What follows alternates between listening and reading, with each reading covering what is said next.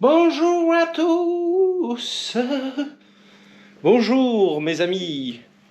Aujourd'hui, vidéo sur tout le reste, la partie, on va dire, partie cycle, mécanique, etc. de la Tuono, de la RSV 2000, parce qu'elle est de 2000. Et donc là, on va avoir plusieurs trucs à faire. On a déjà couronne et pignon à changer. La chaîne, je l'ai déjà fait, mais c'était pas prévu au départ. Ensuite, on a l'embrayage à vérifier, parce qu'en fait, elle avance toute seule en première. On va avoir réglage injection, synchronisation, richesse, remonter la fin des carénages, et normalement, le réservoir, voilà. Bon alors, première chose à faire, ça va être de vérifier l'embrayage, parce qu'en fait, il a la moto qui avance toute seule lorsqu'il est en première et à l'arrêt. Et en fait, moi, je pensais que c'était le dernier disque qui n'avait pas été décalé, mais en fait, je crois que c'est complètement autre chose. Je pense qu'en fait, le gars qui a changé l'embrayage, c'est un embrayage Barnett d'ailleurs. C'est un embrayage Barnett. Si jamais c'est des longs comme ça, c'est Barnett. Si c'est des courts, c'est d'origine. Et en fait, je crois que le gars qui lui a monté l'embrayage, ben, il a... Normalement... Je suis en train de vérifier là, mais normalement, quand tu mets ton embrayage, ton empilement, le dernier disque, c'est un disque lisse. Et là, quand j'ai ouvert, c'était un disque garni. Donc je pense que c'est ça le problème de sa moto. C'est pas le dernier disque qui n'a pas été décalé, parce qu'il l'était, mais que c'est bien autre chose. Donc là, je suis en train de vérifier sur les nomenclatures. Parce que si jamais c'est que ça, ben, j'ai juste à remonter l'embrayage dans le bon sens, quoi. Tu commences par un disque lisse, tu finis par un disque lisse. Donc ça veut dire qu'il me manque un disque alors. Un disque garni, disque garni, disque garni, disque garni, disque garni, lisse garni. Putain, mais il me manque un disque... Oh merde, comment on va faire? Eh ben tout va bien. J'ai nettoyé l'embrayage, je l'ai remis et en fait en discutant avec Antoine, je pense plutôt que son problème d'avance toute seule, que la moto avance toute seule, je pense que c'était à cause des leviers Chinese AliExpress qu'il avait sur la moto. Et là, je vais vous montrer la bécane parce que je me suis fait un petit plaisir. Petite coque arrière, petite coque avant, petit feu arrière. Là franchement, ça commence à être bien, hein. Donc là maintenant on va passer à la béquille. Donc la béquille c'est un énorme problème sur nos RSV, Tuono, Falco aussi je crois que ça marche pas très bien, les Gen 2 pareil, c'est de la merde.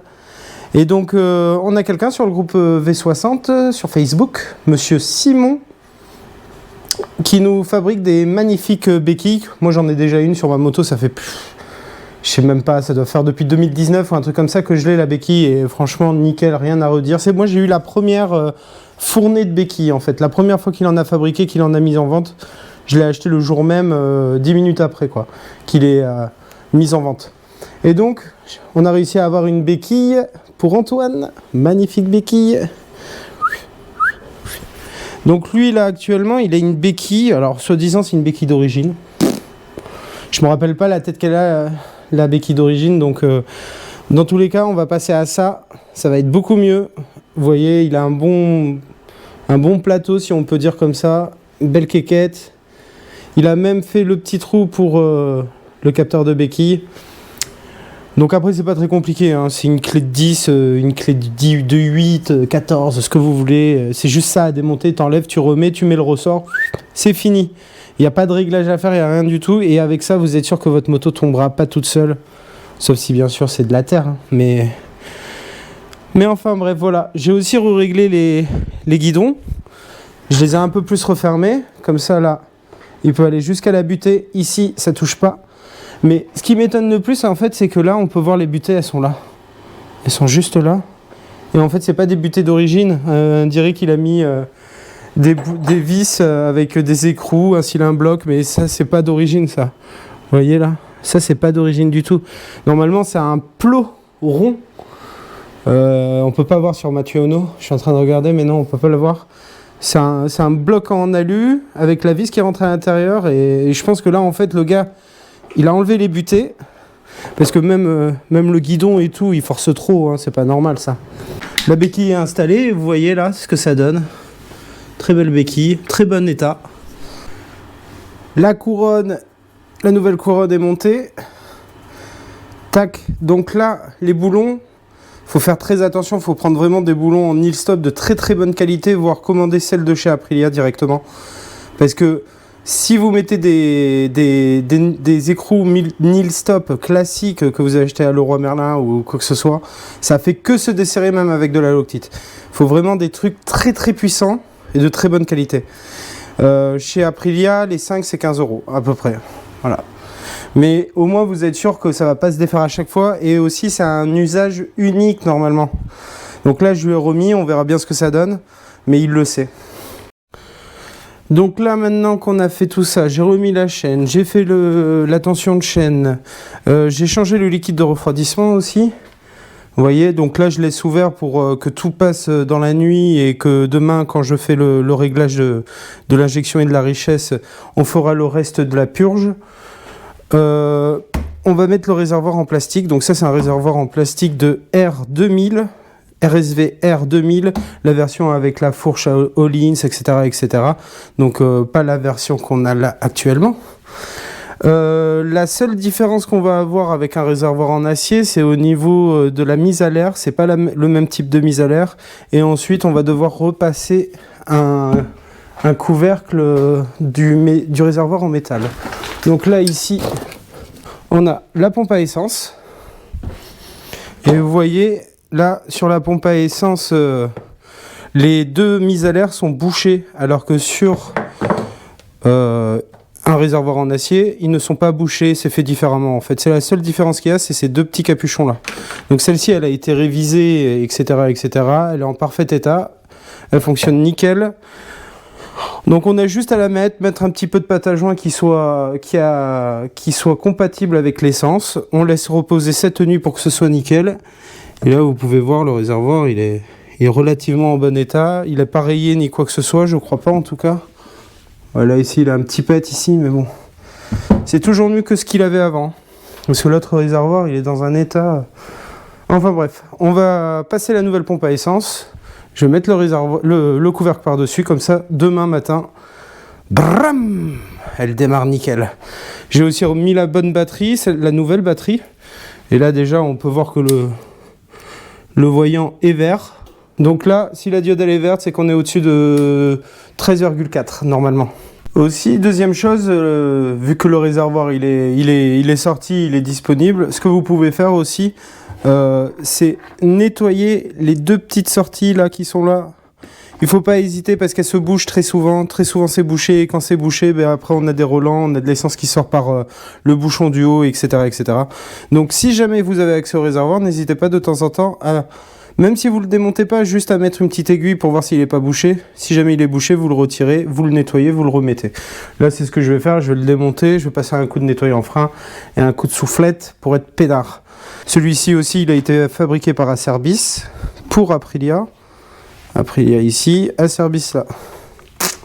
Et ouais. Réservoir fermé et scellé. Vous voyez, c'est vraiment très très peu de pâte à joint. Je la pose à la main. Et tu vois, une fois que c'est écrasé, c'est fini. Et surtout, j'essaye de le faire vraiment côté extérieur du pas de vis. Parce que vous voyez, là ici, il y a le joint qui passe tout autour. Et moi, j'essaye toujours de le faire passer sur l'extérieur. Pour éviter les problèmes, you know. Là, je suis en train de nettoyer l'intérieur. Je vais laisser sécher tout ça. Bon alors, trappe de réservoir installée. Seul problème qu'il y a, c'est que j'avais pas vu. Et de toute façon, je suis pas le seul. C'est qu'ici, il manque une pièce. En fait, normalement... Alors, j'ai démonté sur ma moto pour être sûr. Et vous voyez, là, ici, la pièce noire en plastique. Alors, moi, je vais pas toucher à celle de ma moto. C'est hors de question. Je touche pas à ma moto. Et bien, en fait, je peux pas fermer. Et le réservoir, il est pas scellé. Donc, il y aura peut-être pas d'essai routier sur cette moto. Donc maintenant qu'on a l'essence, on a tout qui est bon.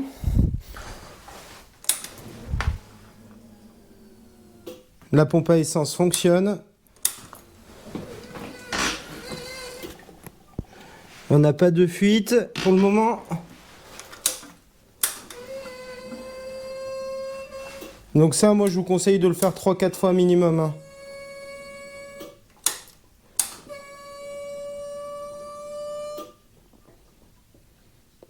Allez hop, on va essayer comme ça. Un petit peu de starter.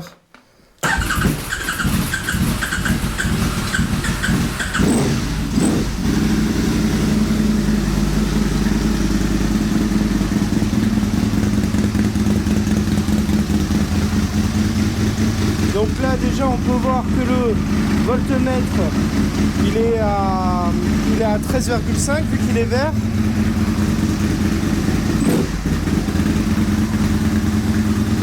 Donc déjà si le voltmètre nous dit que c'est bon, c'est que on a déjà assez de tension. Ça c'est sûr. La béquille on la replie. Et là ce qu'on va pouvoir faire déjà c'est faire l'apprentissage du régulateur, de l'indicateur de rapport engagé.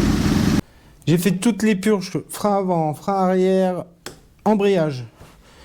J'ai fait 2-3 petits trucs à droite à gauche, j'ai tout vérifié. En fait là je fais surtout de la vérification avant de passer à synchronisation. Donc synchronisation, comme sur la vidéo que j'ai déjà faite, le tuto on va dire. Ici, vous avez cylindre avant, ici vous avez cylindre arrière, vous les défaites, vous mettez ceci branché dessus, pareil, vous avez avant, arrière, donc vous avez juste à mettre le tuyau de chaque côté pour vous repérer, hein. Ça c'est juste un repère. Gauche et droite. Ensuite, ici vous avez les vis pour les bypass, gauche et droite, pareil, cylindre arrière, cylindre avant. Ici vous avez le TPS. Et là, dans le boîtier Rotax, dans le CDI, vous avez la richesse. Donc, je vais me faire ça tranquille, là. Je vais lui régler aussi son starter pour qu'elle roule à 90 toute seule. Je vais lui faire tout ça, histoire que demain, je change les pipes, je mets les pipes, je finis la moto. Voilà où on en est, là. Donc, il faut encore un petit peu peaufiner.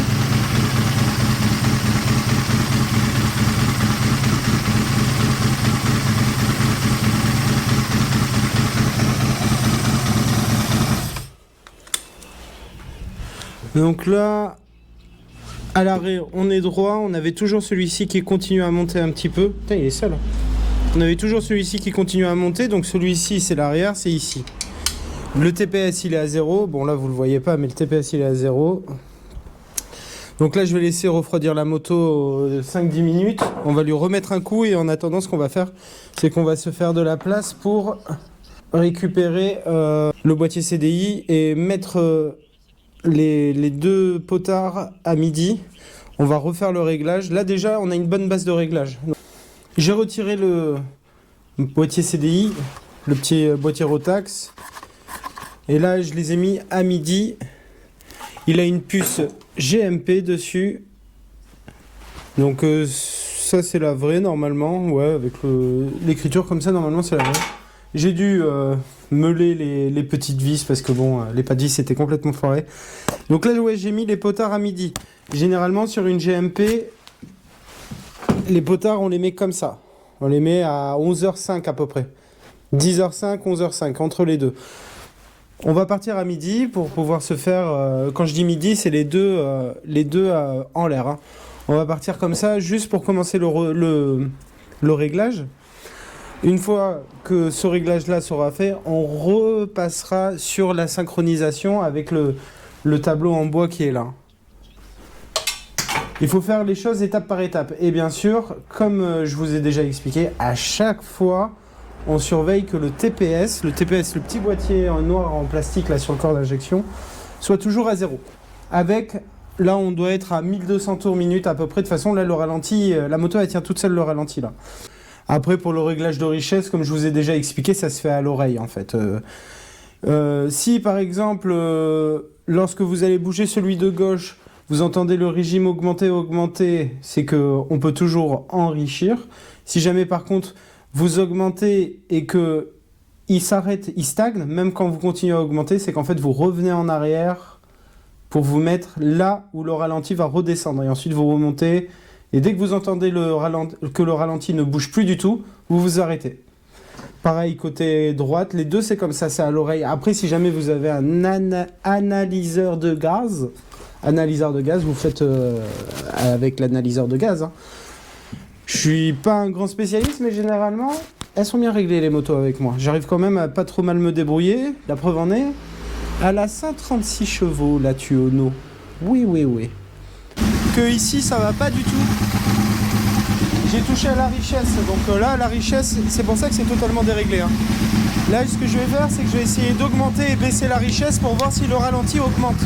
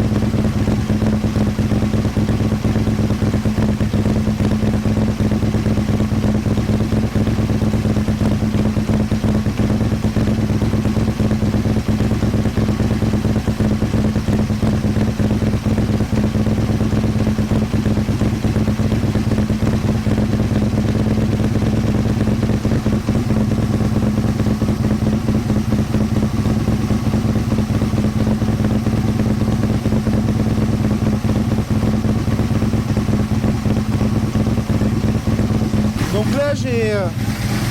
là j'ai à peu près la richesse que je souhaite. On va essayer de régler un peu mieux ça maintenant. Donc là ici on voit que c'est le cylindre arrière qui pousse le plus. Donc le cylindre arrière, je baisse un peu, pas trop non plus. Et regardez, c'est immédiat. Donc là maintenant, on va baisser un peu augmenter un peu le cylindre arrière et on va augmenter le cylindre avant.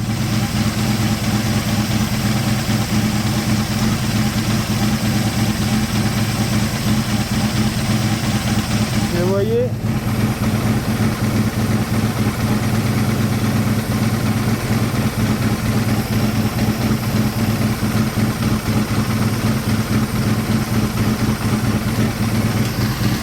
là on est à égalité là. C'est en train d'augmenter ici.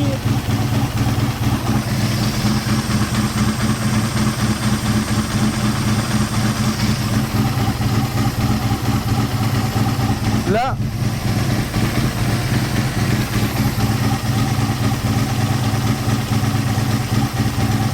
Là on est proche du parfait là.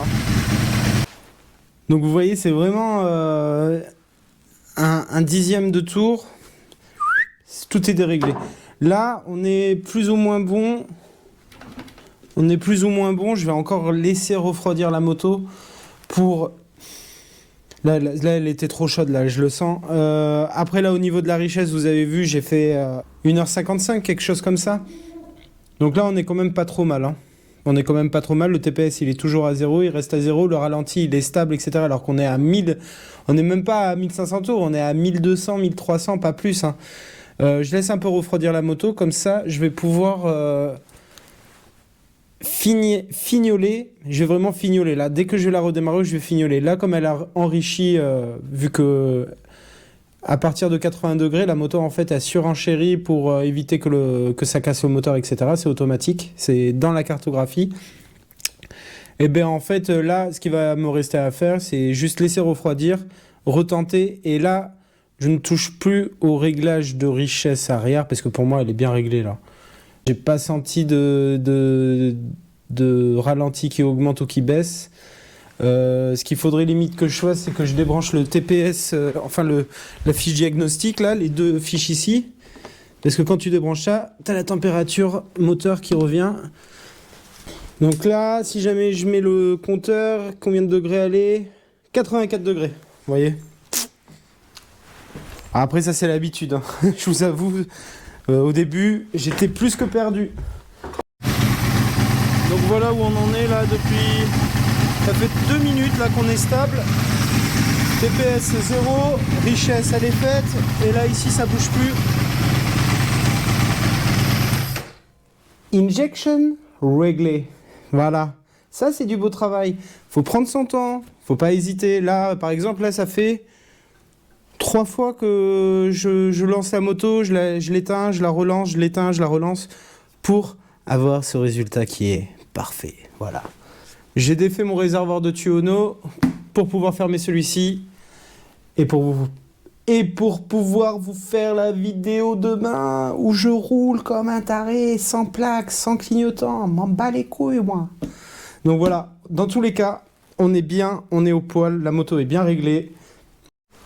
Et voilà la moto posée sur sa béquille. Je viens de faire le premier tour de roue, donc pour l'instant tout va bien. Bon, il n'y a pas la boîte air et tout ça, donc c'est pas vraiment le moment de faire ça. Ah oui, c'est les ampoules, ça. Les ampoules, c'est un truc de fou comment elles éclairent. Hein. Franchement, ça éclaire gavé, mais gavé. Et voilà, la petite Miss, toute mignonne. C'est toujours pareil, hein, les réglages synchro, etc. Ça peut prendre une après-midi juste parce qu'il faut attendre qu'elle refroidisse, parce que ça en 7 minutes à peu près, ouais c'est 7 minutes, le moteur il est à 85 degrés, donc dès qu'elle est à 85 degrés comme la surenchérie, bah, il faut arrêter le réglage, parce que ton réglage, si jamais tu le fais au-dessus de 85 degrés, il sera complètement faussé, donc ça ne sert à rien. Là la moto elle est bien, j'ai mis mon bouchon de réservoir, donc tout va bien. Je vais le récupérer surtout, et, bah, la moto roule, elle est nickel, il n'y a rien à dire, Voilà, la moto remontée. Magnifique. Donc oui, il reste encore les pipes d'admission, mais là je me suis fait un petit plaisir, j'ai mis tous les carénages, comme ça je gagne un peu de temps pour demain. Tac, tac, l'autre côté, il manque le cache sous la selle, parce que bon, voilà. Et là aussi, on peut voir où est-ce que les carénages sont rayés. Antoine est tout à fait au courant de l'état des carénages, c'est pour ça qu'il les a achetés, qu'il les a pris, parce que bon, c'était un petit prix quand même, donc l'essentiel c'est quand même d'avoir tout l'arrière, le réservoir en résine, mais là on est plutôt pas mal. Je vais même pas mettre la batterie à charger cette nuit, comme ça on va bien voir ce qui se passe, et puis voilà, hein. Demain, pipe d'admission. Finito pipo. Merci à tous les amis d'avoir suivi cet épisode. Malheureusement, je n'ai pas reçu les pipes d'admission à temps. Mais dans tous les cas, moto remontée. Tout fonctionne très bien. La vidéo de l'essai routier arrive ce dimanche normalement. Donc vous aurez toute l'histoire. Les pipes d'admission ne sont pas arrivées à cause des blocages des agriculteurs. Je vais juste vous montrer un élément qui va vous annoncer le prochain projet. Oui, ça ne s'arrête jamais, dis donc. Alors, ce n'est pas la Capo Nord, ce n'est pas la Tuono. Voilà l'indice. Les spécialistes reconnaîtront sûrement. J'espère qu'on l'a pas vu là. Oh, j'espère qu'on l'a pas vu. Voilà. Merci les amis d'avoir suivi l'épisode. Dernier épisode dimanche sur le test routier et toutes les petites histoires à droite à gauche, etc. La moto est déjà livrée, Antoine en profite actuellement. N'hésitez pas à vous abonner, à commenter, à partager la vidéo, etc. etc. Je n'attends que vos commentaires pour pouvoir me fâcher avec vous ou justement profiter de toute la fame que vous m'offrez. Ciao les mecs!